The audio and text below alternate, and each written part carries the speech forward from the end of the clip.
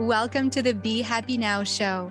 Flex your soul connection muscle and be your inner guide to fulfillment and purpose. I'm Claudia-Sam. If you know that you're here for a bigger reason, this is the place to be. Together, we ditch the self-care guilt and quit the go with less fear and more trust. Tune in to living life in alignment with your full potential. The Be Happy Now show starts now.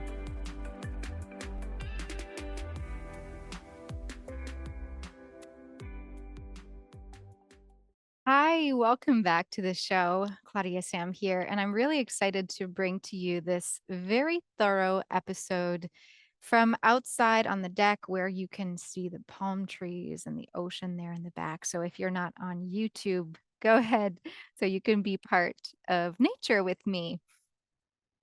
This episode will be really supportive if you feel like you're longing to connect to yourself. If you feel like you want to connect more to your needs, to your inner voice, to what feels right. If there's a part of you that doesn't always feel connected to yourself, and maybe there's a part of you that feels like it's hard to stay on track, then in this episode, you may really benefit from the 13 signs that I will share with you. The 13 signs are signs that you may be entertaining a belief that it's hard to stay on track, and you might not even know it. In other words, I'm going to share 13 sneaky ways that disconnection might show up for you in your life, which you can use or not as opportunities to be more in control of your life. And what is inspiring this episode is that I've been hearing a lot from the members of my community that they're wanting more connection, more soul connection, whether it's within themselves, with God, the universe, with other people who have similar spiritual or positive views of the world and of their place in it. And they want more connection as a whole. And so I'd really love to know if that is you.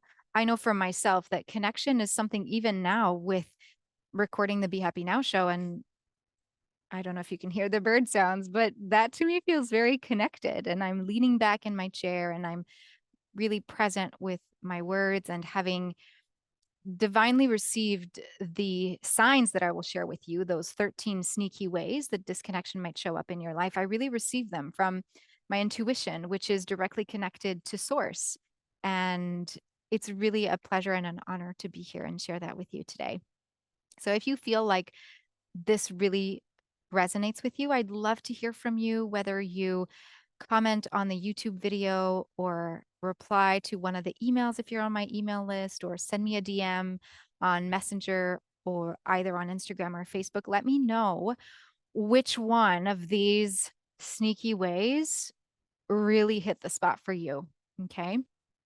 Now, this is a thorough episode and we'll explore why it's so hard to stay on track. And I will first remind you that A Course in Miracles says that there is actually only one problem and one solution in life. And this is really on point. A Course in Miracles says the only problem is disconnection from love. Love being the ultimate source of where we come from, being who you and I are, being source, God, the universe. You really, please take my words and use the words that feel the best for you, okay? So the one problem is disconnection from love. And I'll get to why and what the source of that may even come from. And that the one solution is reconnection to love.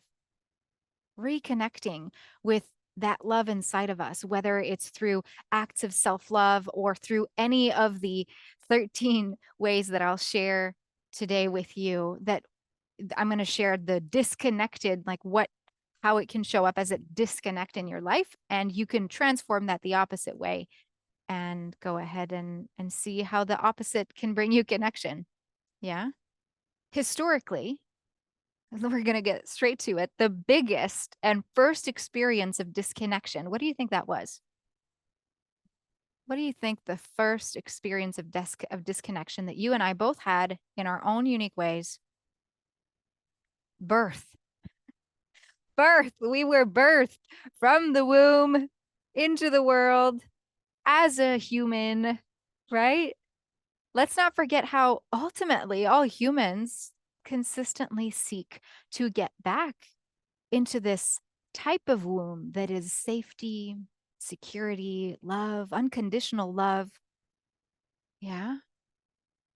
So, for the record, I don't believe that staying on track is really possible unless we get rid of the rigid, straight lined goals, boxed into unimaginable rules, adding pressure upon pressure to quote unquote do it right. Okay.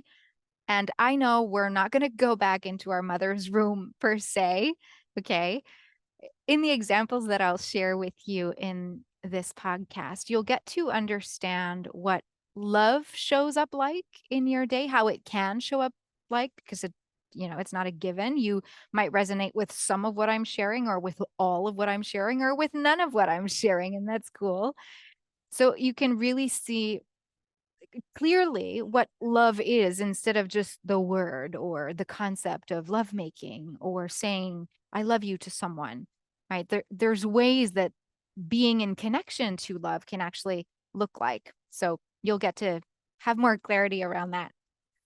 And apologies for the wind and for me playing with my hair. I just really want to be in full connection with the moment. And that includes putting the hair out of my mouth so I can speak to you. We're going to get started with how just the thought that getting back on track has to look like. Okay. Because if we're feeling like we're disconnected, we want to get back to being connected. Therefore, we want to get back on track with that. And one of the biggest mistakes that I see in the members of my community is that there's this kind of strict, rigid rule that we have to do things like journaling gratitudes every night without fault, or like losing X amount of pounds to get healthy, or having to stick with the same practice for at least 21 days to see results.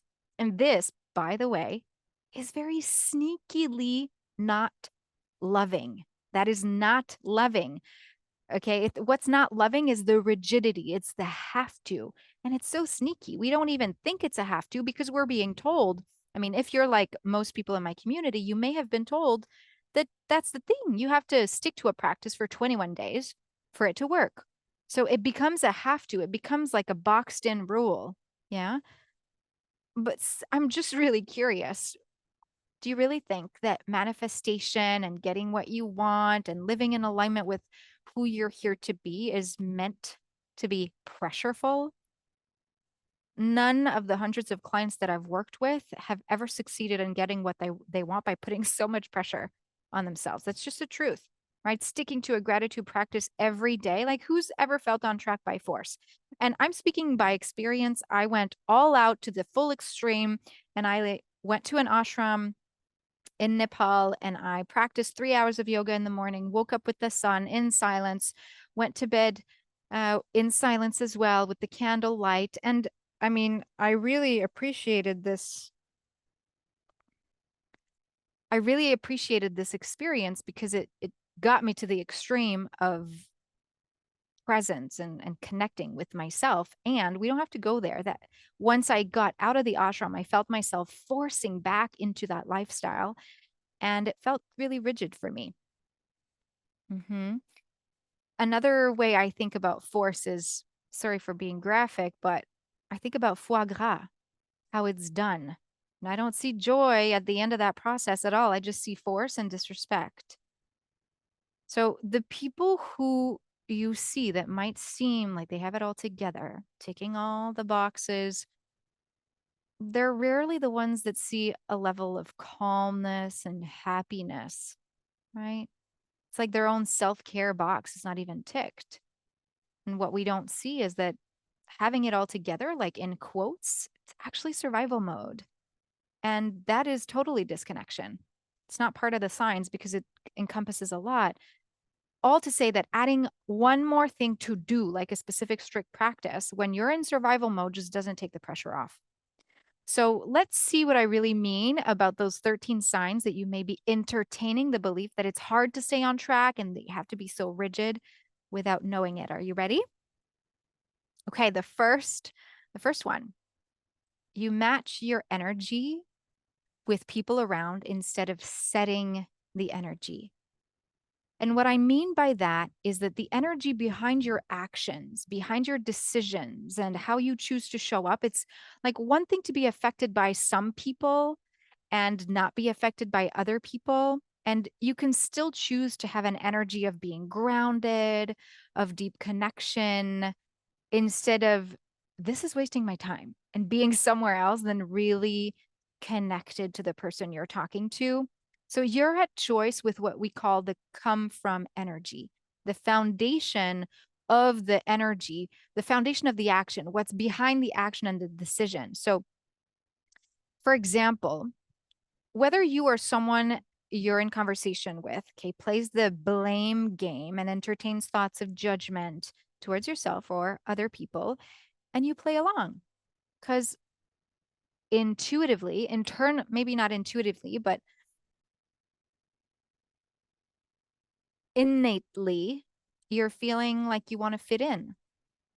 And so you may not speak up or choose to be loving or compassionate towards the other person because right now maybe it kind of blocks all sort of inner intuitive knowing, right? So you get to decide, you get to be at choice. Am I going to play with that? Am I going to entertain these thoughts and just contribute by judging other people? Or am I going to set my energy by being at choice with compassion energy, with loving energy, with understanding energy? And if you feel like you have to protect yourself in certain situations and you may not be giving someone your all, I'm curious because this could be kind of a similar situation where you could choose to set the energy. What would it look like if you had the intention of loving yourself in this kind of energy? Would you feel like you need to protect yourself? Would you feel like, perhaps yes. And when you're having the intention of loving yourself, the protection doesn't feel like it's making the other person in front of you other or worse than you. It doesn't put you on this pedestal of I'm better than you because that would have like a judgment energy. So you get to decide like if I'm setting the energy and the energy is deep connection or the energy is loving or the energy is empowering, you get to decide because then you're you're like this magnet that magnetizes this energy that you're setting instead of letting other people's kind of blame and shame and judgment energy be the thing that you radiate towards. Yeah. So, number one was you match your energy with other people around instead of you setting your energy, your energy. Number two, believing it's harder is also a sign of disconnection. Believing the ego can believe in this situation, maybe that's for you, that it's harder to set the energy, then match the energy. One of the conversations I was having with a client recently was it's so sneaky. It shows up like this, like, oh, when I'm in this space of everybody is pushing my buttons, I crack and I can't hold it together. And all of a sudden, I just want to remove myself from the situation. And so there's an innate belief that being in connection with love, with the truth of who you are, mm, is hard. And so that is so deeply ingrained that it's sneaky. So I'm curious if you're willing to kind of play with yourself in this mental way of over here, when I do this, do I feel like I'm entertaining the belief that it's hard? What if it was easy? What if it was easy to choose love over fear at any time? What if it was? And P.S., I'm not saying it is, but it can be at times, especially when we're conscious that we can shift the roles here. We don't have to let the ego run the show all the time. Number three, your receiving and giving ratios are out of balance. And by out of balance, I mean you may be giving more than you're receiving. And this isn't just about like saying yes to everything. It's really about recognizing that any action, even even going outside, let's say you're here with me, okay, in this environment, and you're going outside to have your lunch and you're bringing your phone with you. You think you're taking a break. You think you're outside, so you're not in front of your computer. So it's a break and you're really in receiving mode of like plugging into the energy battery and you're refilling your tank when actually being on your phone and scrolling through social media or responding to people, you're actually giving. You're either giving energy to someone else or you're letting this device suck your energy. And yes, there can be moments when you're intentionally scrolling, intentionally choosing what to engage with. That can totally be a choice. You can choose to be in control of your energy. And between you and I, it might happen that you're not fully in control of it because in the moment you think you're letting go, right? I do that too. When I just let go and then all of a sudden I catch myself, oh, wait a minute. That's not where I wanted to go. I was here to rest and rejuvenate and fill my tank. Let's take a breath, right? And so the giving energy can be so sneaky. So as to even respond to someone, speaking to someone, listening to someone, that is you giving your time. It is not so much receiving, or it can, right? We're different people. For me, it is giving when I listen to other people. And so just noticing what your balance looks like. And I'm not saying 50-50 or 51-49%. It can look like giving at 20% to receive 80%. You get to decide what your own rule is. Yeah. So that was number 3. Your giving and receiving ratios may be out of balance. Number 3 of the 13 ways that you may be entertaining the belief that it's hard to stay on track or that disconnection might show up in your life. Okay, so again, the invitation here as I share that with you, it's to use these sneaky ways as opportunities to be more in control of your life and see where might this show up for you? Which one of these might be true for you that you may want to explore, get curious about? Because I'm not here to make you wrong. Okay, I'm human too, and I have all of these show up in my life all the time. So it's about being at choice and choosing again and again and again to set the energy, to choose that it can be easy to reconnect instead of hard, to choose that we can receive more than we give and that can be okay, and so on. Number 4, you may be future planning or thinking about how you could have done the past differently instead of being in the present moment. Oh, how many times do you find yourself in bed now that you're fully rested? I've experienced that too. I still do. Laying in bed, feeling like all of a sudden I'm receiving all these ideas or all these things I want to add to my to-do list because maybe that day I haven't given enough space to my mind to just free flow and receive different ideas.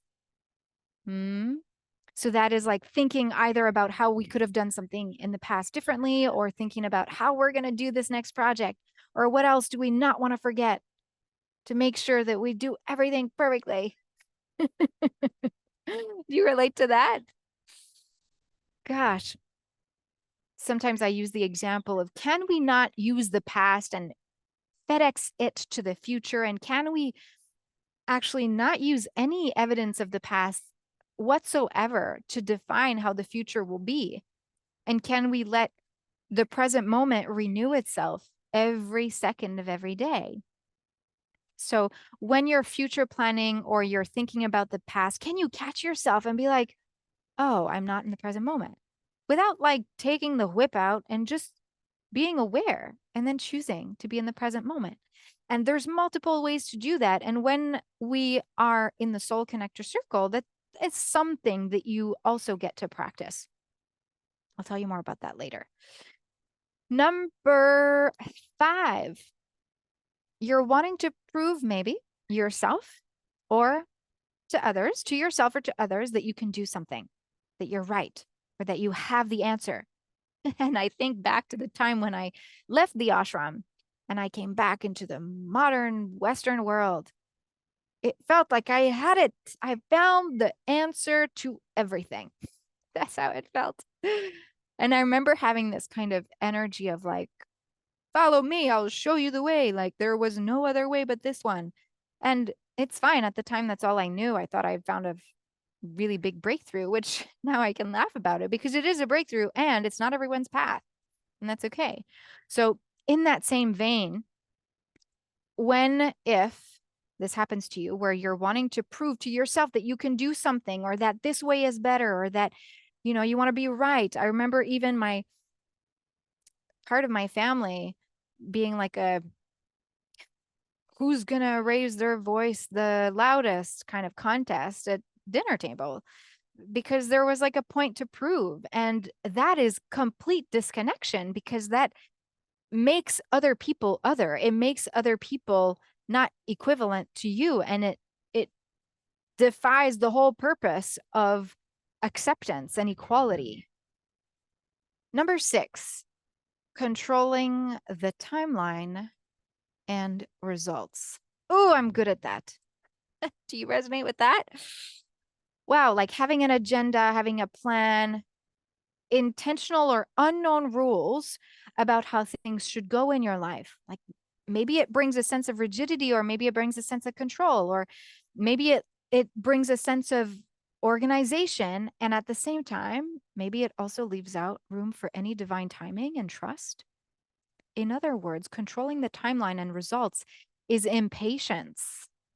It removes all aspect of connection with what can be beyond what the ego mind can even conceive. That is huge because it's like saying that we can, it's like saying, sometimes I like to see this like that. It's like saying, looking up at the sky and thinking that this whole universe, I don't need you. I I know how it works better than you. I'm not gonna I don't need you. So I'm going to control and I'm going to decide exactly what I want when I want it. And I want it now. I don't care if it's going to be better in 3 years. I'm ready now. But the ego has this impatient kind of hold on desires that just has us stay stuck in the human small self and leaves any kind of connection with that truth of who we are, with that love, with surprises, with miracles, with God, with the universe. I'm interrupting your episode today with a really cool invitation. There's a lot going on in the back end of Claudia-Sam soul coaching, and I don't want you to miss out. I'm curious if you feel like you're one of these overachievers who may want to feel like what you do matters and impacts others. If you may feel like you're a goal oriented doer who may want to slow down to speed up and find joy again while releasing the have tos. Or maybe you relate to being a born leader who may be a tad overthinking, who maybe wants the courage to use your inner voice and trust your intuition in all areas of your life because the brain may have been leading for too long. Well, this may be for you. We are cooking up in the back end a back on track experience. Now, this is a 3-day virtual event where you'll learn to shift from overwhelm to aligned productivity, be fully present without feeling bored, okay? And start to set boundaries so that life doesn't keep knocking you down. Now, if you feel at a crossroads and you're ready to let God, to let the universe, to let love in, this is a first step to gently commit to you. So the doors of the Back on Track experience are almost open. Now, if you're listening to this, maybe they're open, maybe they're not open because it's a matter of days. And to help you wait and be the first to know when the doors to this free virtual event happens, we've got some gifts for you.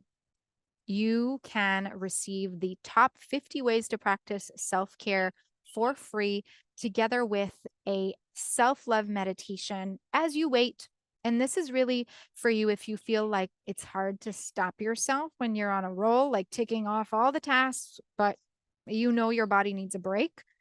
Because self-care is also part of what becomes a priority for you. I know that you want to prioritize yourself, but you're just maybe unsure how to shift gears in moments of action. If that resonates with you, then these gifts are for you. In the show notes, you'll find the links to hop on the wait list to join the Back on Track experience. And I am so excited to have you join because it's happening at the end of the month of October. And we're just going to have a blast together. You'll also have access to me behind the scenes in a private group. Okay, enough about the free resources and the events that I have lined up for you. Let's get you back to this episode of the Be Happy Now show. Okay, we're at number 7 of the 13 sneaky ways that disconnection might show up in your life, which again, you can use as opportunities to be more in control of your life, not like in number 6, where controlling the timeline and results is like impatience, rather, ways to be more empowered in how your life goes so that you can feel connected and feel like you're on track in a more consistent way. Number 7, trying to find solutions on your own instead of asking for support and guidance. Thinking you can do everything alone when actually you're connected with Source. You're never alone. You're always supported. Why not swim into the pool of support that's already there? It's like this example I said in number 6. It's all here. I didn't use this specific example, but nobody's pressing the play button or the turn the earth button. Like there's no ego behind the divinity of how this universe works. So something is going right. Something is happening. Something is, something is going right. And I'm threading carefully when I say this word because it's so ingrained in many people's minds, including my own, that, we can do things right and we can do things wrong. And that has us live in these extremes of, like a black or white kind of life where there's no middle ground, there's no gray zone, there's no rainbow, there's no in between. And then it has us feeling really out of balance and disconnected because we think there's all these extremes that we have to live in. So when I'm talking about trying to find solutions on your own, that is a sign of disconnection when you can actually remember that you're not alone and you can ask. You can ask Source, you can talk to God. I have conversations with Source all the time, and that's pretty much me prompting my intuition because the intuition is the direct line to Source, to love. Before you became a human in the womb, there was a soul there. That is what the intuition is connected to. And often when I have conversations with Source, it's just that there's no censoring. And I know that I'm speaking with Source when there's no judgment. There's no fear. It's only loving responses and it just flows out. Like some of these responses today, like some of these points in this episode today, I asked Source and they were just downloaded and they were said, and it feels so right to me. Anyway, that's one of the keys about right or wrong. What if that was feeling in alignment with me or not feeling in alignment with me? That can be an invitation, something to play with instead of thinking things are right or wrong. Anyway, that's a conversation for another time. Okay, number 8, not pausing. Yikes. I was a victim of that.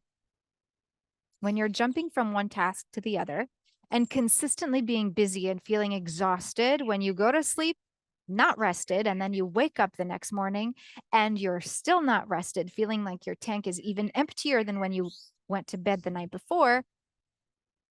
That's what not pausing creates. And not pausing creates a disconnection from the body.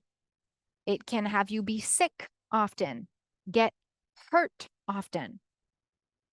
When I intentionally connect with my breath and engage with all my senses and find myself in the present moment, I find myself opening to receive guidance and clarity, direction, like way better because I'm in the moment. So, for example, number 13 is the last number that I'm going to share with you. Okay. And number 13, I think, encompasses all of the numbers and is, if there was one that you got to remember, it's the last one. Okay. And that one came to me just before recording this episode when I decided to pause and lay on my yoga mat out in the sun for 6 minutes. Okay. I didn't have to take an hour. I took 6 minutes and I let myself be held by the ground. And that just came through me because I was open to receive. Yeah. When we're not pausing, another kind of sneaky way that this could show up as disconnection in your life is when you ask other people for advice more often than you tune in. So this morning, I shared all these steps with some of my colleagues, and I was asking for if they're, what they thought about it. And I was really asking from a place of, let me include other people than than my own intuition into this list. And it was beautiful because there were point of views that I hadn't received, because between you and me, we're all unique, and yet we're all the same in the sense that you can channel God, I can channel God, and ultimately it will channel differently if based on our experiences, based on our body, in the sense that the way that God will channel through my body is different than how it'll channel through your body, just because we will receive it differently. And that's how we all get to live on purpose. Do you get what I mean? So we get to remember this, almost like the first sign that I shared with you about setting the energy instead of matching the energy. When I made that request about sharing all the signs that I was going to share with you today on the episode, it came from a place of curiosity, of involvement, of equity, instead of from a place, I know better, you know? So that's an example. And at the same time, when we're not pausing, we don't hear the voice of the intuition. So that's where it feels easier to go ask for other people's advice. And that can also show up, like not pausing can also be, there could be a ripple effect of that disconnection all the way to conversations with your partner or with your friendships or with your family. And there's a breach in communication, or there's something that has you maybe not even communicate with your partner. Because how do you know what to communicate if you don't pause? Right. And this may be your experience, and it may be not. So please take what I say with a grain of salt. Okay. Number 9, no boundaries, no boundaries. Do you know what I mean? Example, when you're looking at your schedule to see if you're available instead of tuning in to what feels right to you. Does that ring a bell? And so merge with number 8 of not pausing, the no boundaries becomes when we don't tune in, we don't know what boundaries to set, right? When we don't pause, we can't tune in most often. The more you pause, the more your intuition speaks to you at any time and you can recognize it. It's just that when you're starting to do this work and you're starting to flex your soul connection muscle and you're starting to get more familiar with raising the volume of your intuition, because P.S., it's not out, it's just the voices of everything else around is louder. So the more you practice this, the more you get to hear your intuition at any time.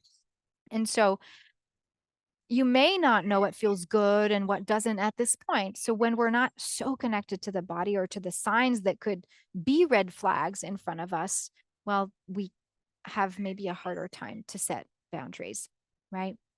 And I want to premise that this leads into number 10, that there are different types of borders in terms of boundaries. There's different types of borders of walls that we can set up, because some walls can be just a tiny thread. Some walls can be a brick wall. Some walls can be a sand wall that you could push down. Some walls can be porous where there can be holes in them. Like, you decide the type of border that you want to set your boundary with. I want to premise that these borders can also be put in place based on the season you're in. Not only the season you're living in your country, in your city, but also the different season that your body internally is experiencing. If you're in your inner winter, if you're someone with a period and you're in your inner winter and you're feeling super vulnerable, you may not have the energy to see more people on that day, right? So on that day, there may be a thicker wall, a thicker border to create your own inner womb. Whereas if you're in a season where you're either ovulating or you're feeling higher energy, when you're, in other words, an inner summer, you may feel like there's only a thread as an energy wall or like a bubble because you're feeling in control and grounded in your power of who you are, able to speak your truth. And so the boundary itself might look different. So these can be signs of connection and disconnection. You see what I mean? Now, we're about to go into number 10 of the 13 signs that you may be entertaining a belief that it's hard to stay on track without knowing it.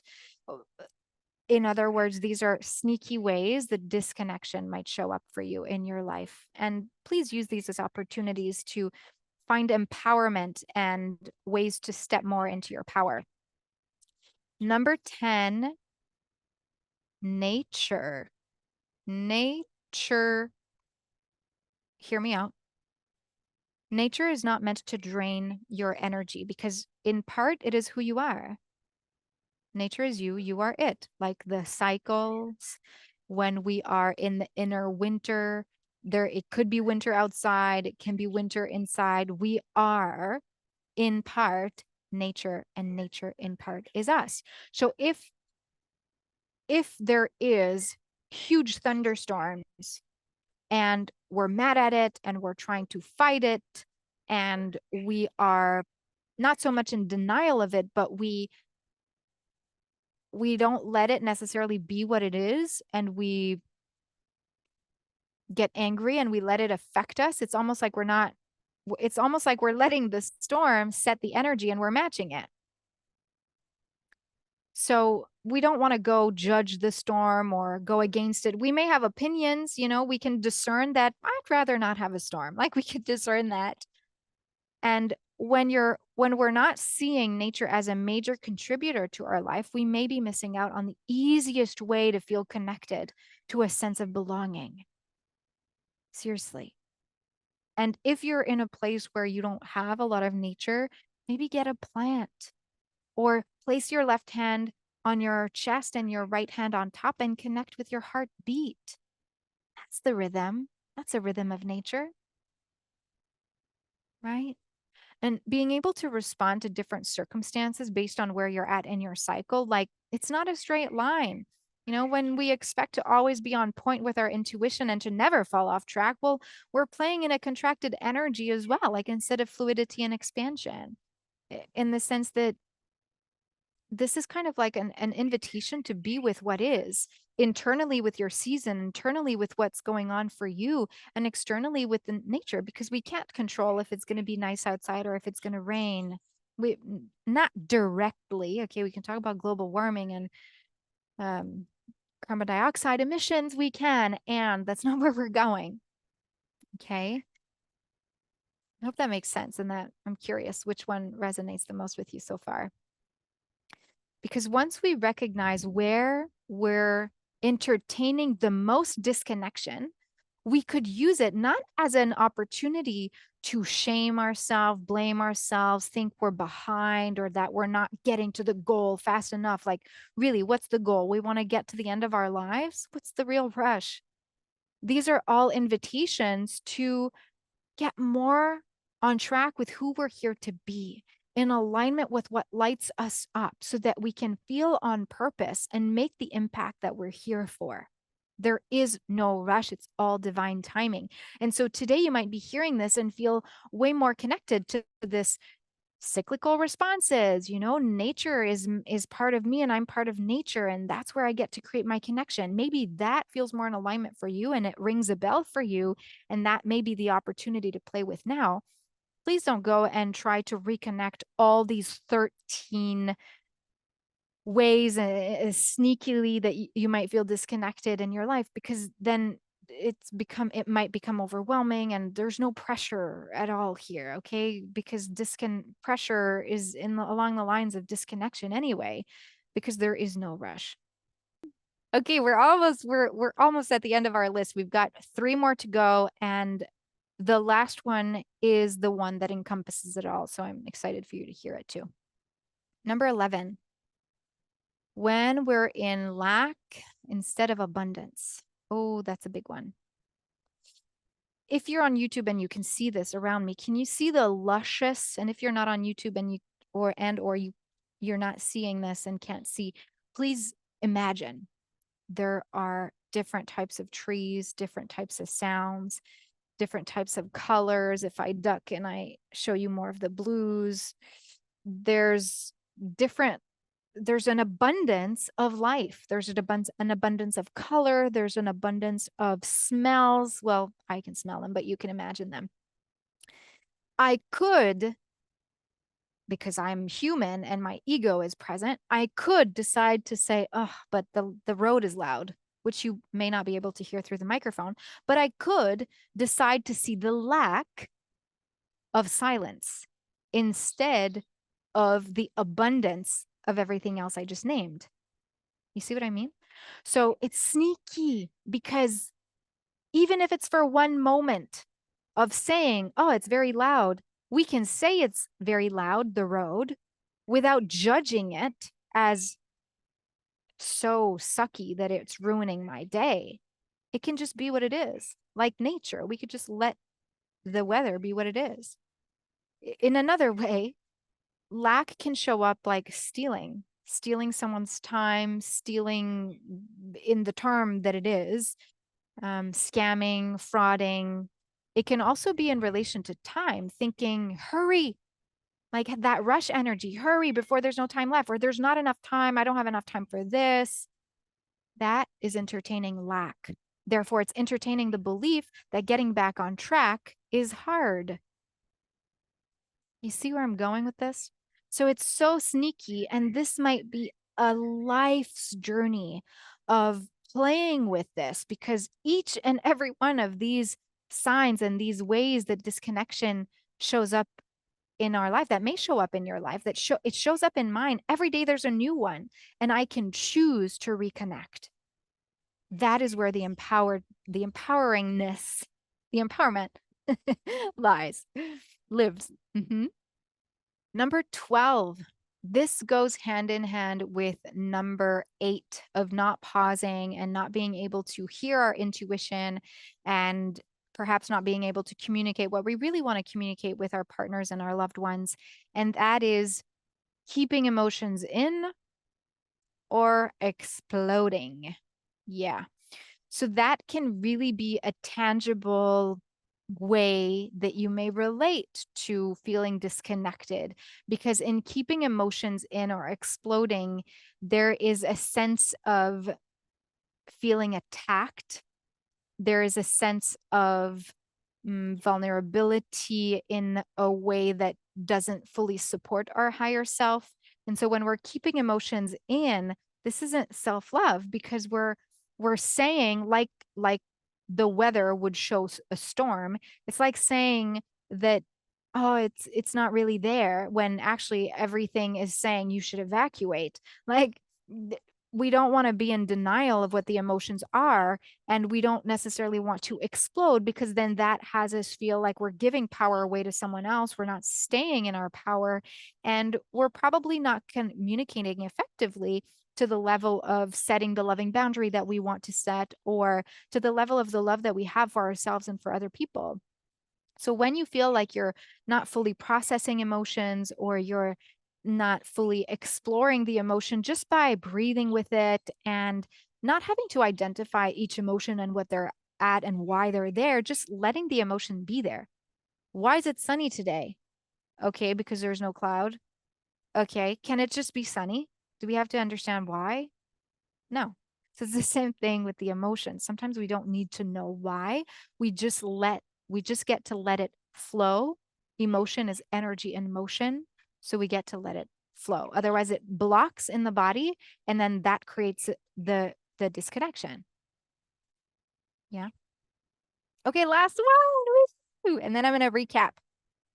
The biggest, all-encompassing sign that we're disconnected is this one belief that we are separate from love.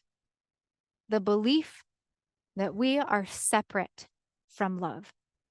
That love, divinity, source is something outside of us that we need to get, that we need to have permission from, that we need to do things right in order to get, that is something at arm's length but never really embodied.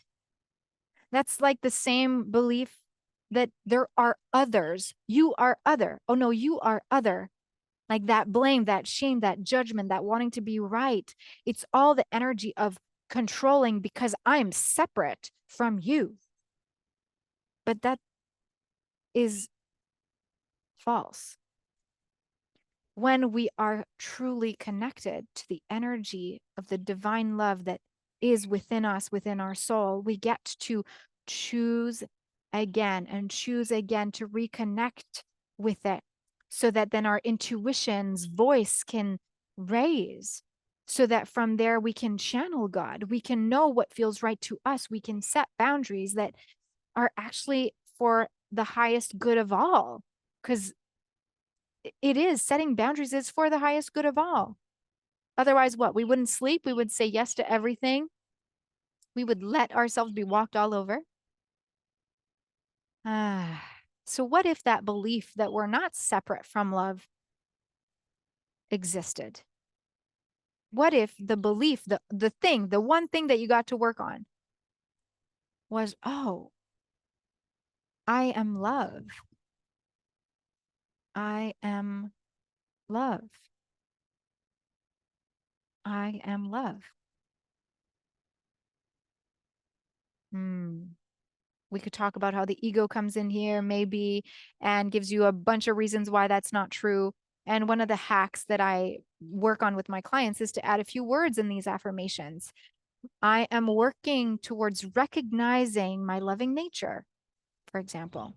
I am working towards recognizing my loving nature instead of going straight to I am love, if that feels more in alignment for you. Okay, shall we recap? Thanks for sticking with me this whole time. Okay, so these are just again 13 signs that you may be entertaining the belief that it's hard to stay on track without knowing it. Like there's sneaky ways that disconnection might be showing up in your life, which you can use again as opportunities to be more empowered within yourself. Okay. Rapid fire. Number 1, you may match your energy with other people around instead of setting the energy. Remember that you're at choice with the come from, the foundation of the actions, the energy behind the actions and the decisions that you make. Number 2, believing that it's harder to stay on track is also a sign of disconnection. Number 3, the receiving and giving ratios may be out of balance. Number 4, you may be future planning or thinking about how you could have done the past differently instead of being in the present moment.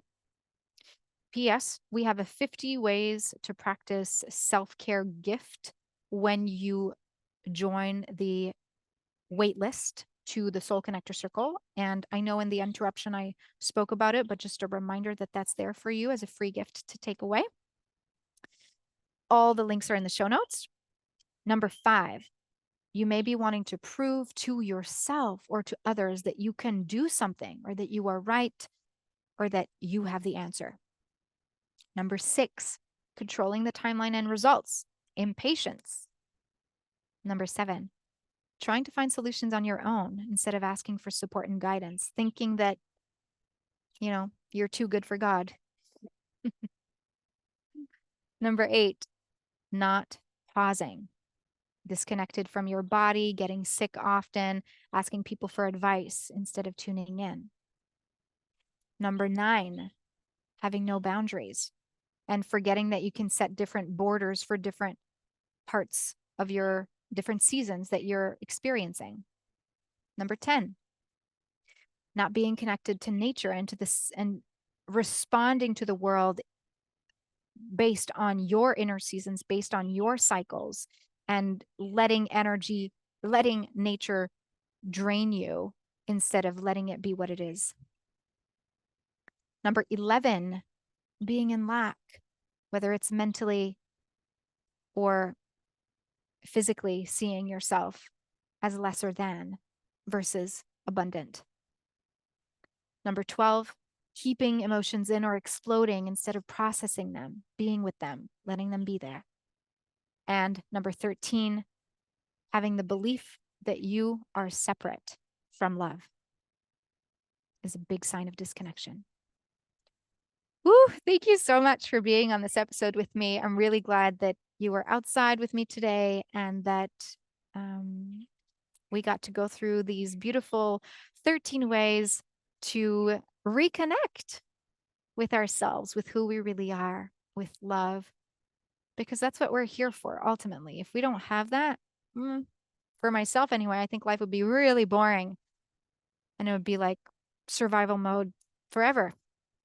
And I don't want that. I don't want that for you either. Share this episode with your friends. If you think about anyone who might resonate with this or whom it might support, please share this episode. I'm so grateful for you, and I will see you again soon.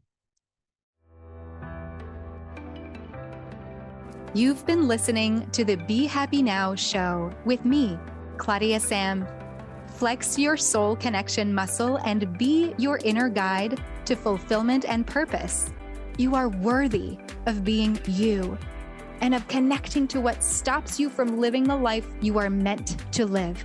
Access more soul connection coaching at coachclaudia-samcoaching.com.